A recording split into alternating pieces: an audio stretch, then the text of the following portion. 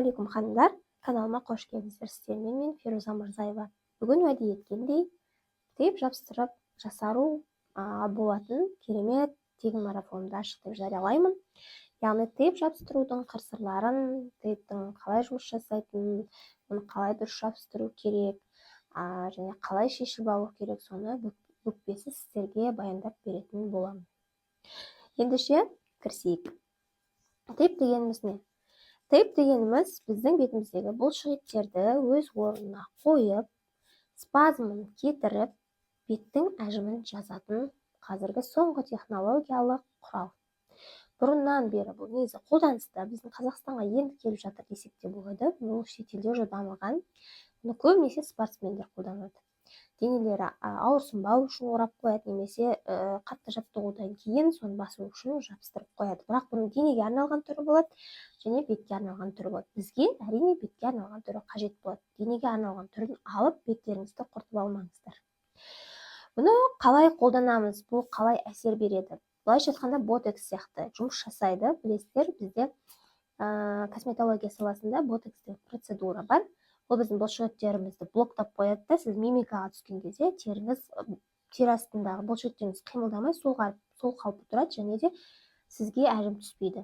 Ал ботекс эффект берудің себебі бұл бұлшықеттерді кішкене көтеріп орнына қойғаннан кейін ол сол бойы қатып қалады да, сіздер қандай мимика жасасаңыздар сол бойы тұрады. Яғни табиғи экологиялық ботекстің былайша айтқан кезде алмастыратын дүниесі. Және де спазмдарды кетіріп, ісіктерді кетіріп, бетті жақсы жасартуға болады. Жай ғана жабыстыру арқылы. Сенбесеңіздер, қолданып көріңіздер, нәтижесін көргеннен кейін өздеріңіз таңғалатын боласыздар. Енді фейс фитнес саласы бар, білесіздер, бетке массаж жасау ол өте жақсы көмектеседі. Егер осы тейппен бірге сіздер комбинация жасайтын болсаңыздар, ол міндетті түрде сіздерге керемет нәтиже беретін болады. Сондықтан да мен бүгін марафонында, мысалы үшін қазір екі қастың ортасына маңдайға қабақты көтеруге арналған жабыстыруды көрсетсем, сіздерге соған арналған массажды да көрсеткелі тұрмын. Сол үшін видеоның соңына дейін көріңіздер. Ең бірінші ханымдар, біз тейптің дұрысын таңдап алу керекпіз. Качествосы жақсысын, яғни сапалысын, бетке аллергия бермейтінін, гипоаллергеннің қолдану керекпіз. Және де бетке арналған түрін.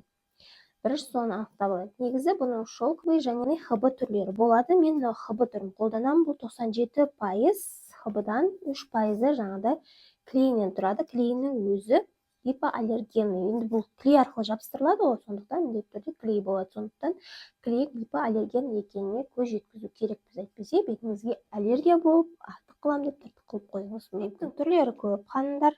Мен осы Бибаланс фирмасының тейпін қолданамын, уже екінші рет алуым.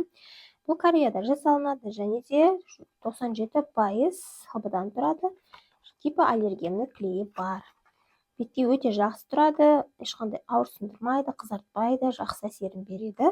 Сондықтан осы түрін суретке түсіріп алып, осы түрін алсаңыздар болады. Мен өзім Каспи приложениясы арқылы заказ беріп аламын. Ал енді тейпті қалай жабыстырамыз, соған келейік.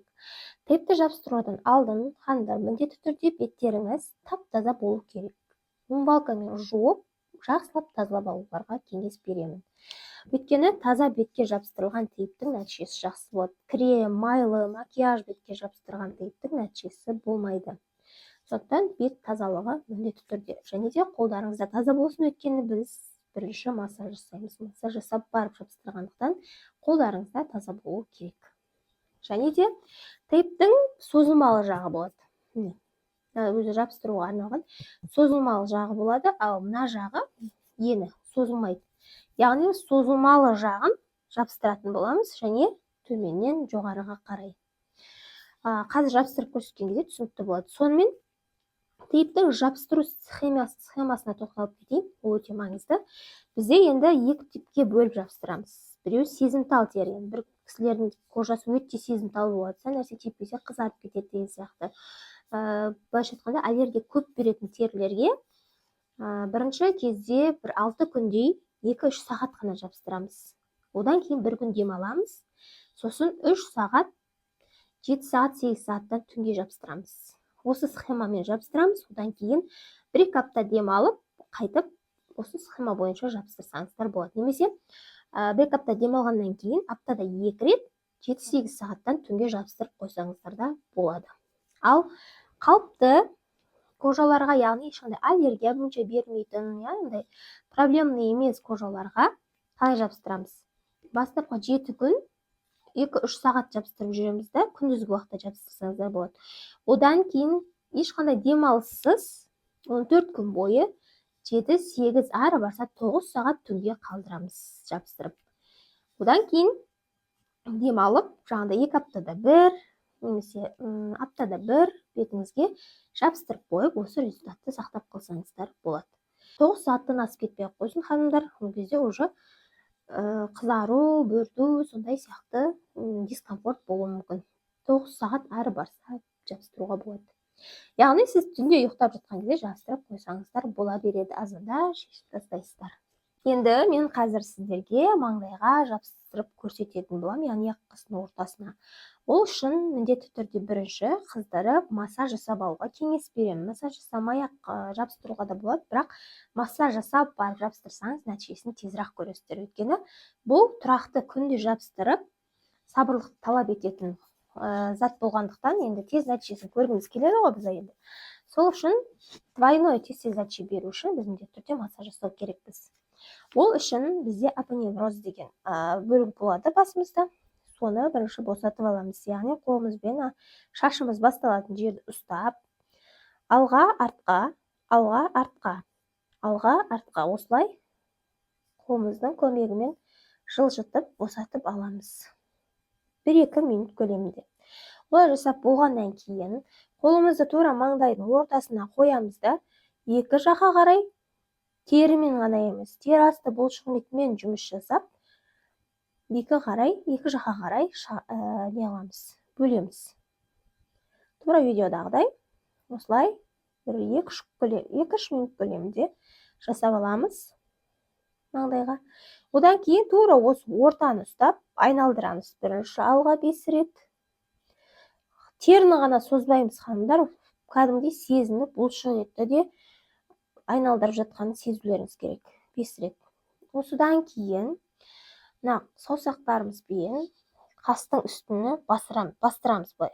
Саусағымызды нық қойып бастырамыз да, енді таңғалған сияқты маңдайымызды былай көтереміз. Бірақ біз сонымен қастың төбесінде ұстап қаламыз қолымызбен. Ал біздің маңдайымыз көтеріліп жатыр. Яғни қарсыласу болып жатыр. Өздеріңіз жасап көрсеңіздер түсінікті болады. Яғни сіз былай істеп жатырсыз, бірақ сіздің қолыңыз сізге мүмкіндік бермей жатыр. Осылай 10-15 рет істейміз.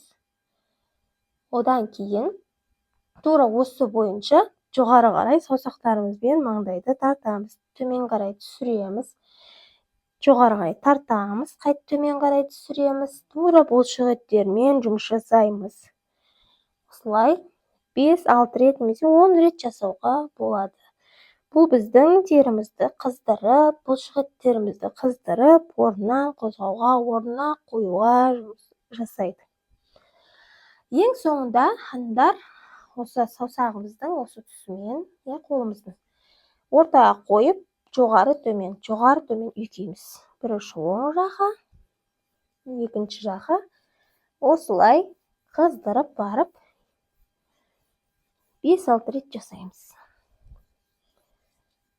Осы массаждан кейін жабыстырсаңыздар, сіздерге нәтижесі өте жақсы болатынына сенімді түрде айта аламын. Осының өзінде маңдайларыңыз қызып, рахаттанып қалады. Енді жабыстыру жолын көрсетемін. Бірінші өлшеп аламыз. Яғни сіздің маңдайыңыз былай жабыстырсаңыз да болады. Қиғашынан жабыстыруға да болады. Осылай екі жағынан қырқып алып. Бүгін мен турасынан жабыстыруды көрсеткім келіп отыр. Ол үшін біз қырқып аламыз. Өлшеп аламыз. Яғни бірінші ұзына бойы өткені бізге осы жаққа қарай созылатын болғаннан кейін осылай қырқып аламыз. Қайшыларыңыз өткір болсын, қырқып аламыз. И ұшын кішкене дөңгелектейміз. Дөңгелектеп алған дұрыс. Жоғарғы жағында дөңгелектеп алсаңыздар болады. Енді мына бізде екі қастың ортасында әжімге осылай дөңгелектеп алдық та, енді екіге бөлеміз бірінші. Бірақ мына жақта до конца кеспейміз. Осылай екіге бөлдік, ортасында қалады. Енді ортасында қалған бөлігін клейін былай шешіп аламыз да. Кішкене қасымызды көтерген сияқты қатты бүйтіп көтеріп жүрмеңіздер, кішкене өзінің қалпына келген сияқты боламыз да, тура ортасына жабыстырамыз. Сөйтіп бірінші бір бетін жабыстырып аламыз. Және де екінші бетін осылай жай ғана жабыстырамыз, қандар. Созып алмаймыз, яғни бүйтіп созып барып жабыстыруға болмайды. Осының өзінде кәдімгі өзіме қасым көтеріп, мына жерімді көтеріп қойған сияқты сезім болып тұр да, біткен кезде уже бізде андай әжім туындамайды. Енді осыны біз қыздырып аламыз үстінен. Бір-екі минут көлемінде осылай үстіне қыздырып жіберсеңіздер, тек жақсы жұмыс жасайтын болады.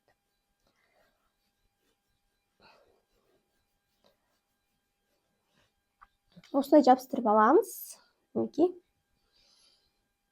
Міне қандар жабыстырып алдым. Енді сіздерге плюс бүгін қасты көтеретін, тағы да осы екі қастың ортасына жабыстырғаннан кейін қасты көтеретін әдіспен бөліскім келіп отыр. Ол үшін бізге осындай көлемінде, мысалы үшін жіңішке таяқшалар дейміз ғой. Ұзындықта керек. Мысалы үшін мынаны мен үшке бөлемін. Қазір бөліп алайын, сосын қалай жабыстыру керек екенін көрсетемін. Үшке бөліп аламын. Мен сторисімді инстаграмда көретін болсаңыздар, білесіздер қалай жабыстырып жүргенімді. Осындай лапшалар қылып аламыз да, ашамыз созылмалы жағын. Және де мына тейптің жанынан жай ғана бірінші орнықтырамыз. Созбаймыз. Жай жоғары көтереміз. Қазір разница байқайсыздар, бірінші осы жағыма жабыстырып алайын. Бұны да қыздырып алайын. Сосын екіншісін жабыстырамын қас.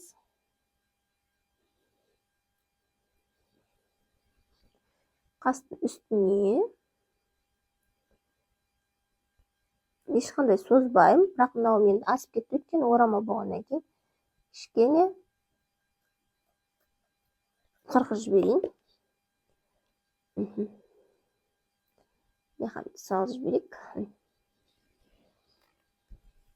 Кәдімгідей разница көріп тұрсыздар, иә? Мына көзбен мына көздің разницасы. Енді мынауым қатты найқа ұзын болып кететін болғаннан кейін, негізі менде орамал болып тұр, енді өздеріңіз байқайсыздар ғой. Кішкене қырқып алайын.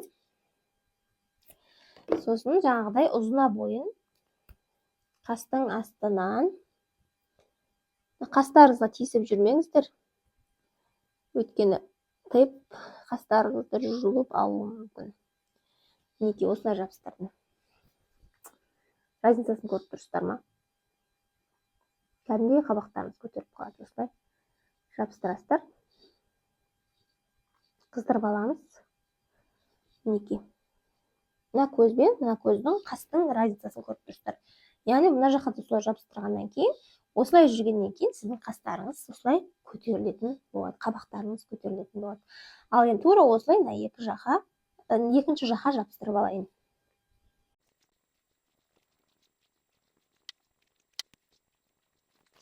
Көрдіңіздер ма? Енді менің қастарым екеуі почти бірдей болды, көтерілді. Жаңағы разницаны көріңіздер, яғни тейп қалай жұмыс жасайды. Осылай қастарыңызды, маңдайларыңызды көтеру арқылы өз орнына қойып береді. Қабақтарыңыз көтеріледі, әжім кетеді. Былайша айтқан кезде жасарастар жабыстырып қойып қана жасаруға болады. Бұл ертек емес қандар. Бұл дәлелденген, бұл тексерілген әдіс. Сіздерге міндетті түрде нәтижесін береді. Сондықтан міндетті түрде осы тегін марафоннан кейін тейпті дұрыс жабыстырып үйреніп, жабыстырып, мені инстаграмда белгілеп, осы YouTube каналымды белгілеп, жақындарыңызбен, құрбыларыңызбен, әпке-сіңлілеріңізбен бөлісіңіздер. Олар да осындай оңай жолмен әжімдерінен айығып, жасарып, сұлу болсын. Ханымдар, енді бұны қалай шешу керек, соны түсіндіріп кетейін. Шешу үшін бастапқы кезде үш түрлі әдісті қолдансаңыздар болады. Бастапқы кезде негізінде үш түрлі. Кәдімгі ештеңе жақпай, жай төменнен былай жоғарыға былай ұстап тұрасыздар да теріні. Жай босатып барып шешуге болады.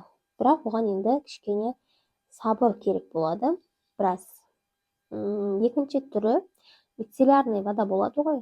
Соны осы тейптің үстіне ватный диск көлемімен жағып аласыздар. Осылай үстіне сулап аласыздар да, содан кейін тейп жібиді, содан кейін жай төменнен жоғары қарай жай ғана жабыстырамыз, алып тастаймыз төменнен жоғары қарай. Үшінші түрі зәйтүн майы немесе эфирный маслалар болады. Эфирный масло деп қойған, космический маскалар болады ғой. Виноградный косточки майы болуы мүмкін, жожоба майы болуы мүмкін, миндальный масло болуы мүмкін. Соны осының үстіне жағамыз да тейптің үстіне жібітіп алып, жаңағыдай жай алып тастаймыз. Сосын крем жақып қойсаңыздар болады. Осылай алып тастасаңыздар болады. Оның ешқандай қиын жері жоқ. Бірақ былай жұлып алуға болмайды. Жай ғана төменнен жоғары қарай сақтықпен алу керек. Енді мына сонша жабыстырғаннан кейін менде біраз тұрсын. Сосын енді принципе түсінген шығарсыздар қалай алу керек екенін. Ал менде біраз 1-2 сағат тұрсыншы деп алғым келіп тұрған жоқ. Ал ханымдар, бүгінгі видео сіздерге ұнады ма? Видео ұнаса лайк басып, комментария қалдырып, каналыма тіркеліп қойыңыздар, достарыңызға жіберіңіздер. Осындай керемет мүмкіндік жіберіп алмаңыздар. Келесі жолында бұйырса көз айналасына жабыстыру жолын көрсететін боламын. Одан кейін носогубкаға деген сияқты барлық жерге жабыстырып көрсететін боламын. Бұл бірінші бөлімі болды. Екінші бөлімі шығу үшін барынша белсенді болыңыздар. Каналыма тіркеліп қойыңыздар. Сіздермен болған Феруза Мырзаева. Мен сіздерді жақсы көремін. Келесі кездескенше сау саламатта болыңыздар.